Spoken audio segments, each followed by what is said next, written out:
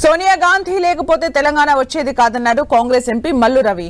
అన్ని వర్గాల సంక్షేమం కోసం తెలంగాణ ప్రభుత్వం పనిచేస్తుందన్నారు. 10 ఏళ్లలో జరగని పనులను ఒక్క ఏడాదిలోనే చేసి చూపించామన్నారు. ప్రజల భాగస్వామ్యంతోనే రాష్ట్రంలో పాలన కొనసాగుతుందన్నారు మల్లు రవి.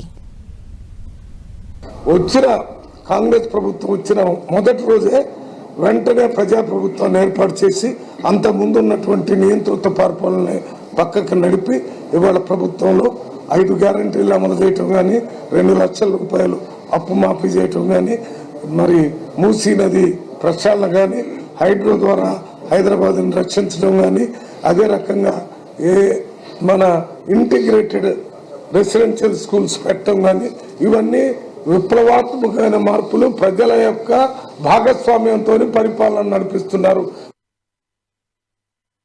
వచ్చిన కాంగ్రెస్ ప్రభుత్వం